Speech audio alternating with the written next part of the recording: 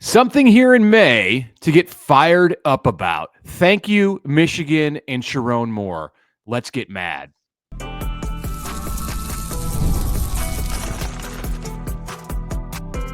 You are Locked On Nebraska, your daily Nebraska Cornhuskers podcast. Part of the Locked On Podcast Network, your team every day.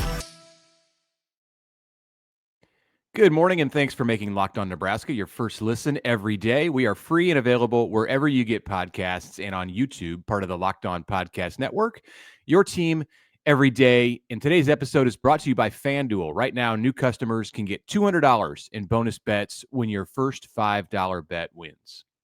All right, welcome in, everybody. Happy Tuesday here on the Locked On Nebraska podcast. I'm Connor Happer from 1620 The Zone. Mitch Sherman from The Athletic.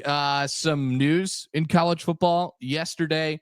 Everybody, it's so when you become the Michigan coach, you have to suspend yourself for multiple games every single year. And that is, that's a rite of passage.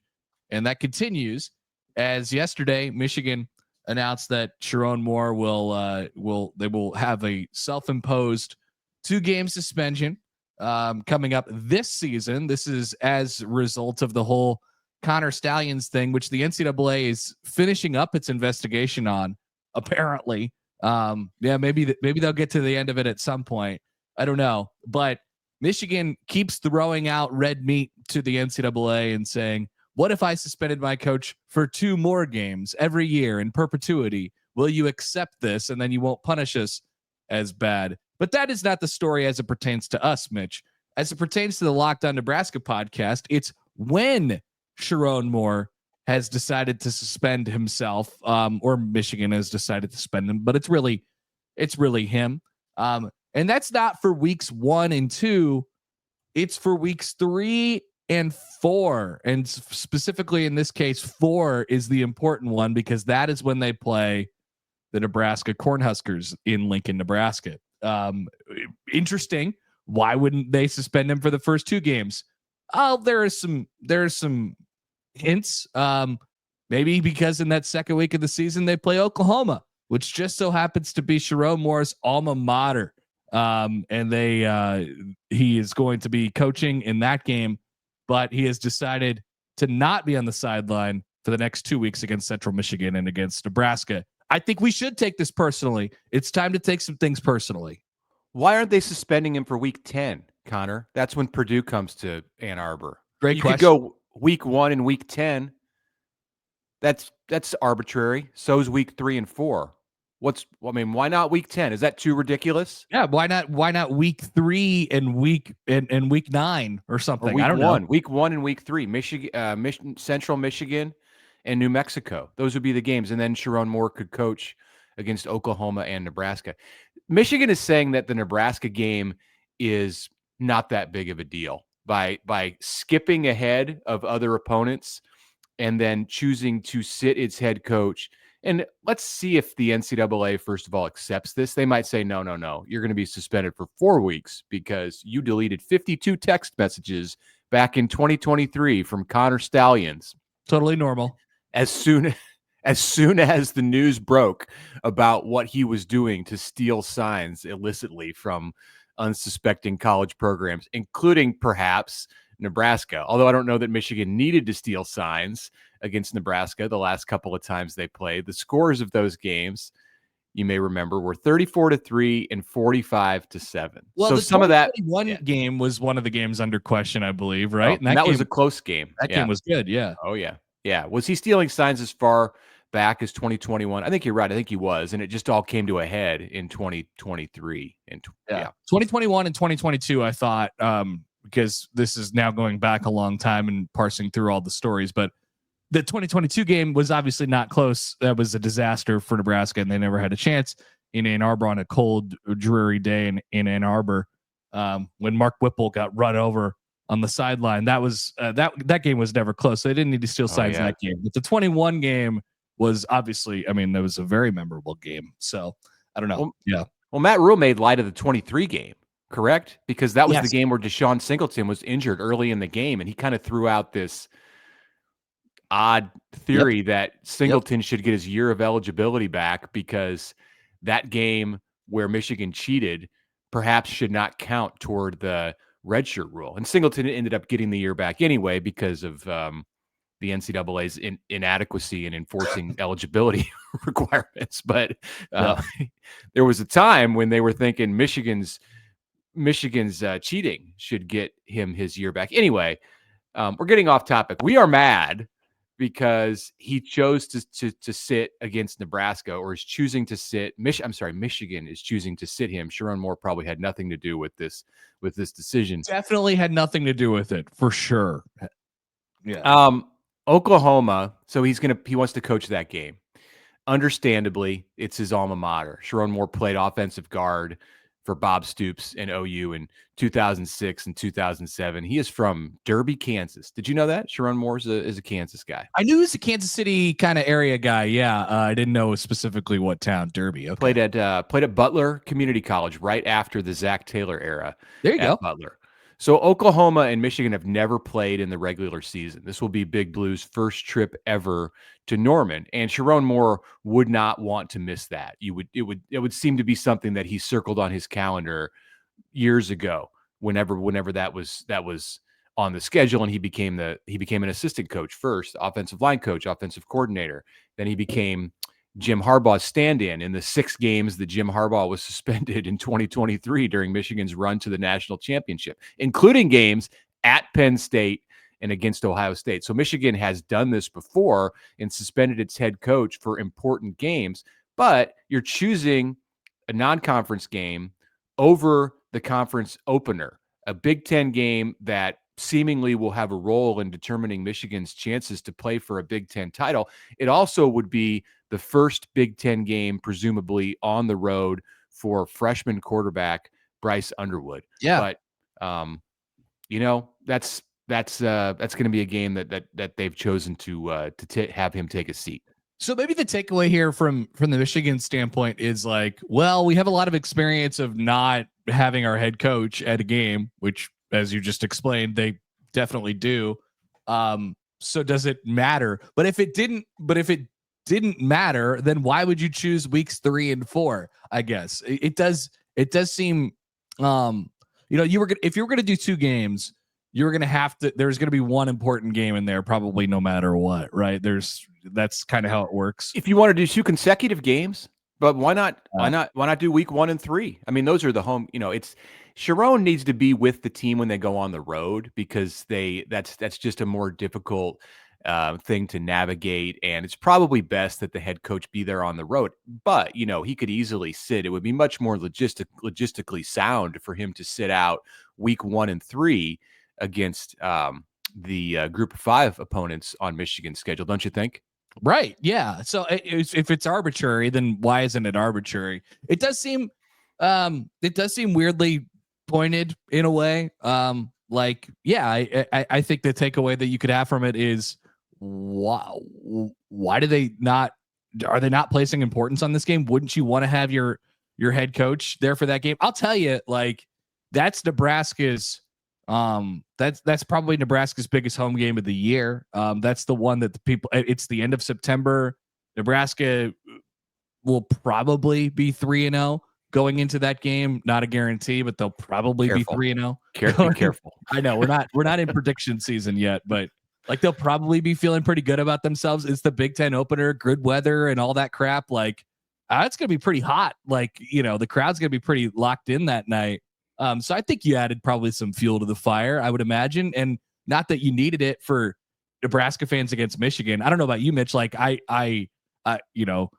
You're a little bit more impartial to these things than I am, but Michigan has always been an extremely hateable program to me, going back to, Nebraska not being involved in the Big Ten. And so all the things that they do, it kind of lines up, and I'm like, yeah, these guys are full of themselves. And that's always been my thing with Michigan. And this is obviously no different. Yeah, I didn't understand the depths of your dislike for Michigan until I caught a few minutes of your radio show on 1620 yesterday as I was driving around over the noon hour, and I heard you talking to Mike Schaefer from 24/7 Sports, and so where does this originate? Your disdain for the big blue?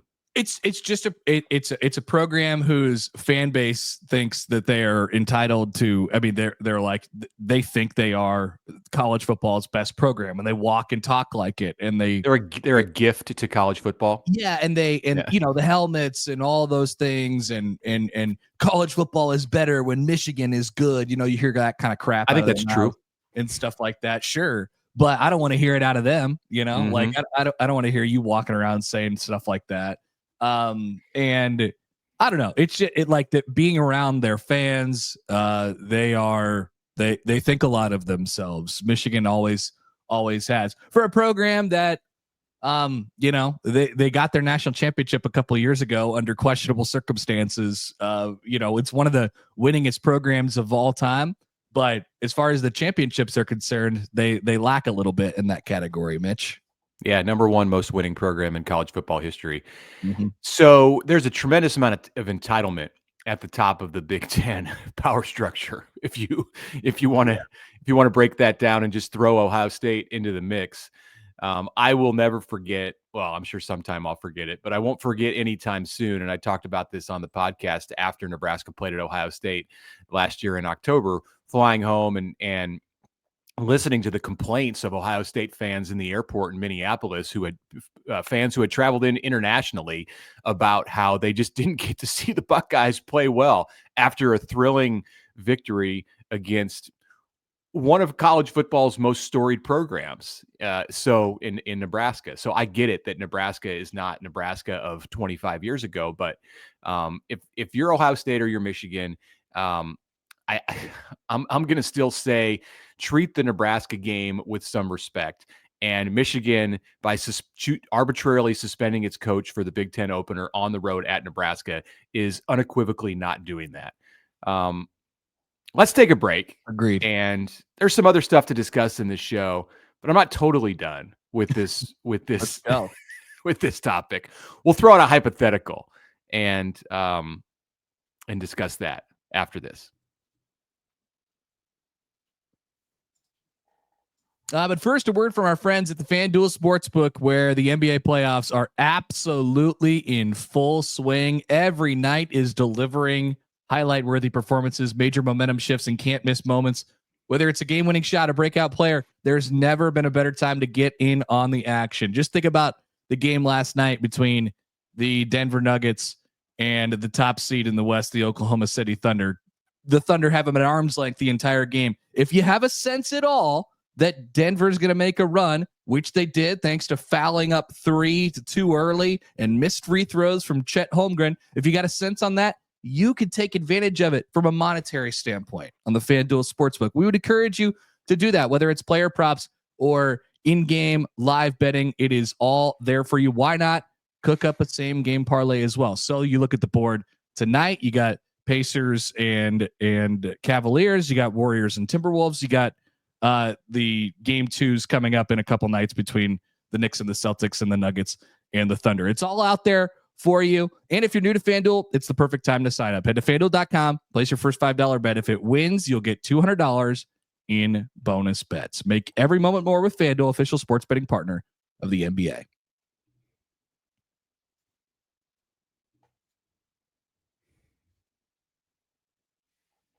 All right, second segment of the Locked On Nebraska podcast on this Tuesday. Mitch Sherman, Connor Happer with you. So I wanted to finish this conversation about Michigan scorning, Michigan dissing Nebraska with its decision to jump over the first 2 games of the year and suspend its head coach for the Big Ten opener at Memorial Stadium. And let's just take a moment and try to envision that Nebraska does win on August 28th at Arrowhead Stadium against Cincinnati. I think that's the only real obstacle in the way of Nebraska being 3-0 on September 20th when Michigan comes to the Akron and the Houston Christian podcasts are going to go crazy about this. Yes.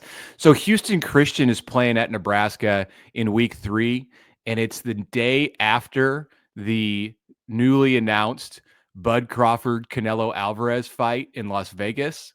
So I have a good friend who wants to go to that, and this is at the Allegiant Stadium, so it's not going to be as hard to get tickets as it might have been if it was in a smaller traditional boxing arena. And he was like, "Can you go to Vegas that weekend? That would be awesome to go see that fight." And I agree. And I looked at the schedule and saw that Nebraska's playing Houston Christian the next day. I wouldn't make it back for that. I'm not entirely throwing out the possibility of of that happening. Like, I could watch the Nebraska Houston Christian game and several other games that day at your spot in Vegas, you and many other college football fans, the Circa Sportsbook. Oh yeah, that's interesting. Whenever I hear Vegas, though, my brain, like it immediately. Is there a college football story for me to write on September 13th from Las Vegas? Is basically the question on my mind right now. There's got to be something out there. That's what you have the next 4 months to figure out. How UNLV is not hosting a big opponent that day. All right, so let's say for a moment, that's a side note there, that Nebraska's 3-0 on September 20th. Here comes Michigan, first time on the road without its head coach in 2025, possibly a freshman in Bryce Underwood in his Big Ten debut. Let's just say that game is selected to kick off at night. Nebraska fans knowing that the last 2 games against the Wolverines have gone very poorly, and that was somewhat near the time that Connor Stallions has done his work and bragged about stealing signs, and the head coach is now suspended because of those text messages, or in part because of those text messages that he shared with Connor Stallions in an effort to evade detection from the NCAA. I just want to know, like, in comparison to what we saw last September when Colorado came in to visit Lincoln, how is that stadium going to look in that exact scenario? Yeah, it probably not quite as like bloodthirsty. That's how I would describe the Colorado crowd last year, but as good as any big game, big night game that there has been around here in a while. I mean, there'd be some momentum, and stuff like that. People like, not to get into this conversation yet. We're probably a week or two. It's coming up from getting into this conversation. Like if you win that game, then you are 1-0, to start the season. Michigan State, I think, is the next week, and then it's Minnesota. It's not a gimme. And Maryland, and but you can make it work where it's like, whoa, they might be 6-1 or 7-0 or something like that. So yeah, I think it'd be a pretty hot crowd, no doubt about it. Prediction: if it's a night game and Sherrone Moore's not there, Bryce Underwood's going to have a rough day. Michigan might win the game. Michigan might win the game 10-7. Like, I'm not going to predict at this moment on May 6th that Nebraska wins the game, but if Bryce Underwood's the guy, he's going to have a rough night in his first Big Ten road game. Like, I'd want to be there if I was the head coach for my freshman quarterback on that day. I'm sure he wants to be there in Norman too. It's got meaning for him, and that's going to be a tough environment for Bryce Underwood in Michigan. Oklahoma was 6-7 last year. They've had 2 losing seasons in 3 years under Brent Venables. So if they were going to Alabama in a rematch of the bowl game last year, I maybe would get it a little bit more, like, as far as the difficulty of that game. But is Oklahoma a better opponent right now today than Nebraska? Is a more dangerous opponent? I'm not. It's not real clear. It's negligible. Yeah. And Nebraska's a conference game, so it takes on more importance. Okay, calm down. Let's. It's only May. We got plenty of time to talk about this. Nebraska got a commitment on Monday. Jace Reynolds, a linebacker from Elkhorn North, has joined the Nebraska recruiting class of 2026. He's the 4th commit, and notably the first from the state of Nebraska. So that's a thing, isn't it, Connor? Yeah, in-state recruiting, it's definitely a thing. We heard Rule talk about this a couple of weeks ago. Nebraska's got 5 or 6 kids from in-state who are committed to Iowa State currently in the class of 2026. That is 6. Yeah. So that's pretty extreme. It's interesting. Like, admittedly, I am not quite as in tune with recruiting as I was maybe 5, 7, 10 years ago or whatever. Just because of the landscape of college football, and it kind of goes behind the scenes a little bit more now, I guess. Not as high profile anyway. But like guy plays football right up the street from where I live. I never really heard of him. But I had heard of some of the other guys, the Millard South guys who ended up at Iowa State. It's going back to what Rule said, talking about, hey, we got to make sure you check all these boxes and we got to make sure you could play in the Big Ten. They obviously, did their homework on Jace Reynolds. So it's interesting to see which guys ultimately get the offers and end up committed. He came to camp. He came to, excuse me. He came to camp last year and is an athlete. Like, he just showed that he's an athlete. And I think Nebraska obviously saw that and chose to offer him. And basketball player, obviously he plays football. So the Huskers have offers out to Isaac Jensen, the tight end from Millard South, who looks headed elsewhere. And then Darian Jones, who's the younger brother of Donovan Jones. He's a junior at Omaha North. So could end up being a class. It could end up being a signing class for Nebraska next December, or this coming December, that has two in-state players in it. You could see Reynolds, and Darian Jones is considered a Nebraska lean. I would think that they're going to not push for a commitment, but maybe hope that there's a commitment that comes in from the younger brother of Donovan Jones during the all-important recruiting month of June, which is right on the horizon. Yeah, no doubt about it. Nebraska feels, just to sort of update, like, Nebraska feels behind on 2026 right now. I know they're not planning on taking a big class at the moment. Not to sound the alarms here too much, but it doesn't feel like they're ahead. That's for sure. Yeah, tomorrow on the show, tomorrow's a big day in college sports because the leaders in college athletics are going back to Judge Wilkin with their proposal about the roster limits. And it seems that they're not just going to give in to what she suggested a couple of weeks ago. Saw some reports on Monday that they're going to mess with this thing and try to say that all athletes who appealed, made some kind of an appeal, official or unofficial appeal, I guess, about their roster spot being cut, will be guaranteed spots. I don't know what that means for the likelihood that the settlement will be approved. They might be playing with fire here and putting themselves in a position where the settlement is denied, and this goes to court, which is going to throw everything into a huge mess. So I don't know. We'll talk a little bit more about that on Wednesday and what that could potentially mean for August. And then I think we'll get some news at some point also tomorrow. Yeah. All right, let's take a break. Coming back, there was another news item yesterday, a familiar face on the college football playoff selection committee. Back after this. All right, right now, I want to tell you about Upwork. Scaling your business. It requires the right expertise at the right time. And with Upwork, you can find specialized freelancers in marketing, development, design, and more, experts ready to help you take your business to the next level. Upwork gives you flexibility by connecting it connects you with top freelance talent across multiple industries, including IT, AI, that's artificial intelligence, web development, and marketing. Whether you need extra hands for a project or a long-term partner, Upwork makes hiring simple and affordable. If you need help with a marketing campaign, for instance, Upwork can help you connect with a freelance expert who delivers incredible results. So instead of hiring full-time, Upwork will help you find affordable top-tier freelancers to scale your business efficiently. Visit Upwork.com right now and post your job for free. That's UPWORK.com. Upwork.com to connect with top talent and grow your business today.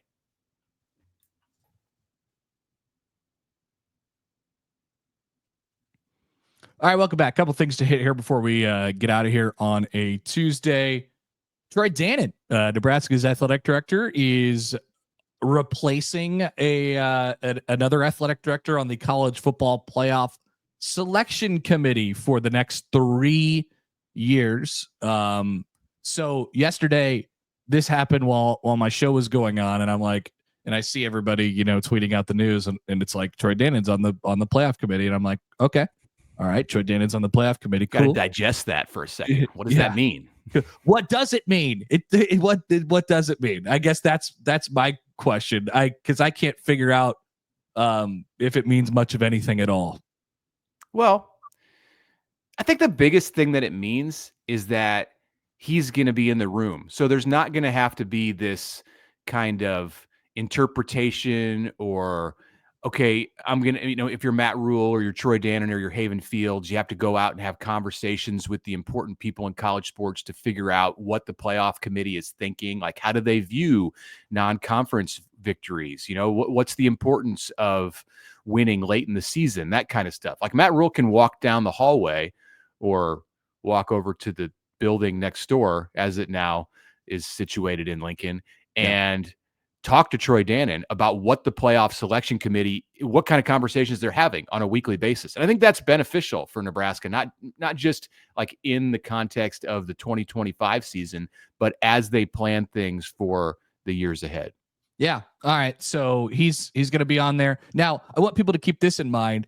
If there is indeed a change in the format after this upcoming year, as the contract expires after 2026, we'll be in a situation where the playoff, one of the talked about scenarios is that it's going to be 4-4-2-2-1-1, right? So 4 Big Ten, 4 SEC, 2 Big 12, 2 ACC. What's that get you to right there? That gets you to 12 teams, and then 1-1. One spot's kept for Notre Dame, one spot's kept for the G5. What the hell is the selection committee there for? They have no say. They have no say whatsoever. All the spots are just, you plug and play. So well, that's cool. They're going to meet every week from the end of October until after Black Friday to determine whether Notre Dame is worthy of an at-large bid. Exciting. Sounds like it's well and who's the best G5 time program? That's it. Yeah, sounds like it's well worth Troy Dannen's time. For seems sure. like that could be a Zoom. That could be like a 5-minute Zoom every week, right? Like, right. Something else. Yeah, you go ahead. You go ahead. Last night, Monday Night Raw was in Omaha, and we have show and tell here. We have a couple pictures. Here's one from the crowd. Oh, okay. This is the University of Nebraska football team. I hope you're watching this on YouTube. If you're listening on Spotify, Apple, or the other podcast platforms, you're missing a picture of Matt Rule throwing the bones, Dylan Raiola and Emmett Johnson sitting Matt's side at was this at CHI? Oh yeah, that's CHI. Yes. At the big arena in downtown Omaha with an overlay that says University of Nebraska football team. That's the team right there. Emmett and Dylan, and the announcers, having no clue about Nebraska football, said something like, the Huskers really turned it on. They came on at the end of the season last year. Yeah. Like when they had the 4-game losing streak after the midpoint? Is that what you're talking about? That's exactly what they meant. Now, I'm no wrestling guy, but I did see the big storyline of what happened at Monday Night Raw last night. So after the broadcast went off the air, this is all planned because it's WWE wrestling. So after the broadcast ended from Omaha, everybody said goodbye. One of the wrestlers, I don't know who, people are going to kill me for this, was going around and they were shaking hands, and there just so happened to be people taking video of all this.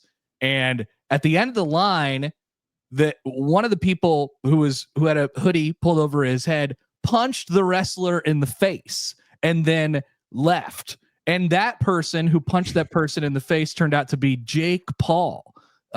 Jake Paul is a person. And it turns out that Dylan Raiola and Emmett Johnson got pictures with Jake Paul after the show as well. So there you go. That's what I know, which is Jake Paul was in Omaha last night. Jake Paul was in Omaha. Yeah. So it was Pat McAfee at Omaha for this. Is that what was going on? He was doing his show from an empty CHI Health Center throughout the day yesterday, which was what's hilarious. His role with WWE Raw? Excuse me for not knowing. He's one of the announcers. He's the color guy. Did he get beat up recently in a Raw event, or was that? Sure. Yeah. Oh wow. What a combination to have the WWE coming in on the heels of the Berkshire Hathaway convention. Like, I wonder what the mix was of those two. They have a seemingly different type of attendees. So the Berkshire shareholders' private jets were going out on Sunday, just as Pat McAfee's private jet was coming in. I wonder if they waved to each other. I wonder if Pat flies private. I don't know. I assume so, Probably. I see. That's what I thought initially. I didn't know about WWE Raw even being in town until I saw the photos last night of Matt Rule, Dylan Raiola, and Emmett Johnson in the arena. So when I initially heard yesterday that Pat McAfee was in town and broadcasting his show from downtown Omaha, I thought, oh, he must have been in town for the Berkshire convention. Like good for Pat for buying up some stock and taking the advice of Warren Buffett. But no, that was not the case. He's here for wrestling. Yeah, that's a different thing. One more thing before we get out of here. It is a big night starting a big week at Haymarket Park, Nebraska baseball and Creighton for the final time this year, the rubber game. Nebraska's doing an interesting thing tonight where they're going to throw out their Friday night starter, Will Walsh. Can't imagine that they'll use him much, probably an inning or two at the max tonight, but he needs some work. It's been a rough go for Will over the last three starts. Each of those Nebraska has lost and then gone on to win the remaining two games in the weekend series. And it's a big game for both sides. They're right next to each other basically in the RPI, and they're both fighting for bigger things this weekend. Yeah, Walsh has a 12.6 ERA in his past three starts in the Big Ten. I would think that if he's going to pitch on a Tuesday night, he went just 4 innings against Minnesota, so his arm is in okay condition, seemingly, to be able to go out on what would be very short rest for him. I would think they're probably going to shake up the weekend rotation. You might see Will Walsh on Sunday at Haymarket Park against Michigan, and then you're also thinking ahead to. No, there's another week. Nebraska has to go to Purdue before it gets into the Big Ten tournaments. It's always a little bit of a chess match in what you do with your pitching rotation on the last week of the regular season. So they could be starting to think about that ahead of the Big Ten tournament. Of course, Nebraska has to make it into the Big Ten tournament before it can start to line up its pitching for that week in Omaha. But yeah, interesting move by Will Bolt and Rob Childress to throw the Friday night starter against Creighton on a Tuesday night in a game that has a lot of meaning to the players and coaches in both dugouts, but relatively insignificant for Nebraska and its NCAA tournament hopes. Unless you're just talking momentum. Huskers are playing pretty good baseball right now and will want to carry momentum into the weekend against Michigan, which just swept and blew Ohio State like off the college baseball map. Like I think Ohio State shut its program down. We've already talked once on this pod about how god awful Ohio State's baseball team is this year. Michigan did nothing to dispel that. Like there was a 23-run game, I believe. So yeah, it's Buckeyes will not be in Omaha in a couple of weeks. No, a once proud program. They are a disaster this year. That's for sure. So big game tonight and a big series this weekend for Nebraska baseball. And we will certainly talk about it if it's notable tomorrow on the show. And we look forward to talking to you then. Thank you for making Locked On Nebraska your first listen today. For your second listen, check out Locked On NFL Draft with Damian and Keith as they recap all the things that happened at the draft a couple weekends ago. Find Locked On NFL Draft on YouTube or wherever you get your podcasts.